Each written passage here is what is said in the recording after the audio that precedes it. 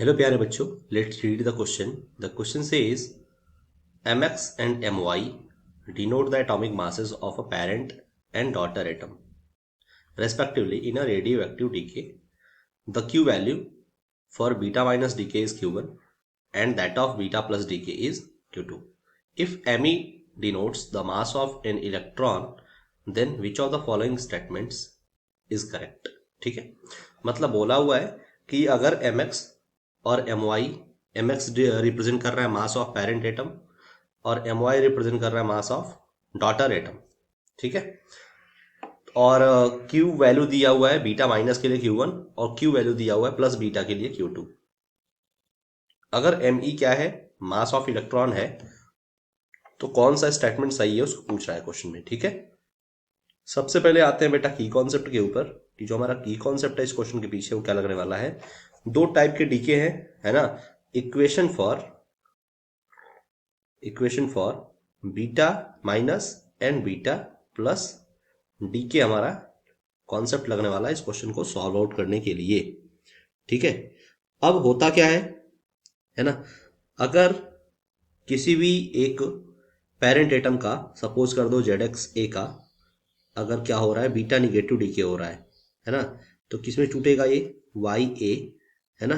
Z+1 में E एक electron, है ना, V न्यू बार और प्लस कुछ एनर्जी Q1.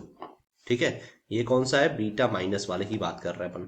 ठीक है, ऐसे ही सिमिलरली हम क्या बात कर सकते हैं बीटा प्लस वाले की. तो बीटा प्लस वाले में क्या कॉन्सेप्ट बनता है, बीटा प्लस का जो कॉन्सेप्ट है वो होगा कि मान लेते हैं हम कि XZA है और ये टूटता है तो YA Z-1 बनाएगा और एक इलेक्ट्रॉन. ठीक है, प्लस न्यू और प्लस इसकी एनर्जी क्या आएगी Q2. ये आपको मान लो बीटा प्लस डीके. तो इतना इक्वेशन तो एटलीस्ट आनी चाहिए आपको इस क्वेश्चन को सॉल्व आउट करने के लिए. अब हम फर्दर फॉलो करते हैं आगे, है ना. तो सबसे पहले हम बात करते हैं कि जब भी, है ना, for beta minus decay, for beta minus decay, अगर बीटा माइनस डीके को हम कंसीडर करें देन हम लिख सकते हैं क्या, हम लिख सकते हैं Q1 की जो वैल्यू होगी इस इक्वेशन से. देखो आप पहला इक्वेशन को चूज कर लो, ये वाला इक्वेशन जो हमारा है ये वाला, इस इक्वेशन को चूज कर लो, है ना, बीटा माइनस वाले इक्वेशन को. और यहाँ से हम उसका एक्सप्रेशन लिखते हैं Q के लिए. तो Q का जो एक्सप्रेशन होता है वो Q1 इक्वल्स टू क्या रिजल्ट आता है ना, मास ऑफ न्यूक्लियस ऑफ X. है, देखो बोला हुआ है X और Y, X जो है पेरेंट है और Y जो है वो डॉटर एटम है.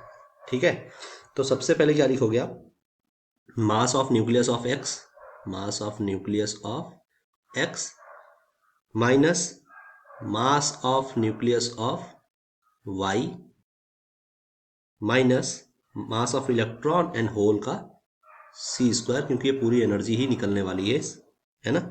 अगर बेटा आप क्या करें, ध्यान दोगे आप, तो हम क्या करते हैं, अगर हम Mn और Mx और My की वैल्यू रख लें तो Q1 इक्वल टू क्या आ जाता है ना, Mx की जो वैल्यू होगी वो क्या होगा, मास of nucleus of X plus Z times of mass of E, है ना. तो हम इनकी वैल्यूज रखने वाले हैं. अब वैल्यूज रखते हैं, देखिए क्या मिलता है ना. तो हम पहले वैल्यू इसकी रखेंगे, है ना, मास ऑफ न्यूक्लियस ऑफ X की. तो वैल्यूज क्या मिलती हैं, सबसे पहले अगर इसकी वैल्यू रखें तो हमें मिलता है mx minus we can say z times of mass of E. ठीक है, z times of mass of E. फिर हम क्या करते हैं, माइनस करते हैं my के लिए. तो my minus Z+1 mass of electron and फिर माइनस मास ऑफ इलेक्ट्रॉन, है ना, और इस पूरे का बेटा C².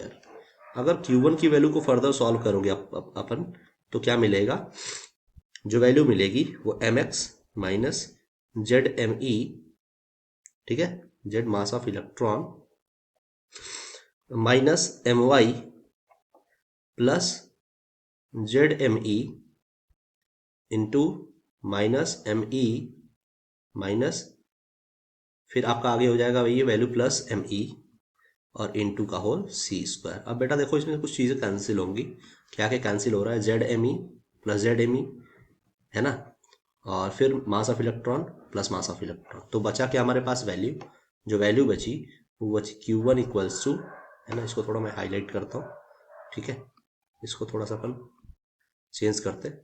हाँ, Q1 की जो वैल्यू बची, Q1 इक्वल्स टू कितना बचा?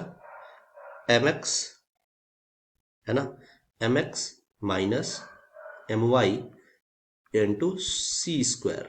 सो this will be your final value for the value Q1। Q1 की ये रिजल्ट है, ठीक है। ऐसे सिमिलरली हम बात करते हैं Q2 की, ठीक है ना, यानी कि फॉर बीटा पॉजिटिव डीके, है ना।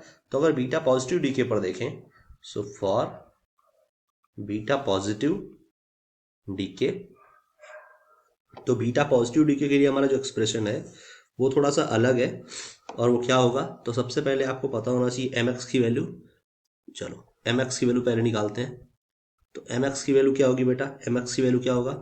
mn of x plus Z M E, and similarly अगर m ऑफ y देखें तो क्या होगा? m of y, mn of y mass of nucleus of y, है ना, plus z minus 1 into M E. अगर यहाँ पर हम इक्वेशन को देखें तो Q2 की वैल्यू मिल रही है, तो Q2 इक्वल्स टू क्या हो जाएगा बेटा आपका? यहाँ पे जो Q2 की रिजल्ट आएगी वो क्या आएगी? mx minus Z M E minus M Y minus Z minus 1 into M E minus M E into whole का, है ना, अगर पूरे का देखें तो पूरे का सी स्क्वायर, ठीक है।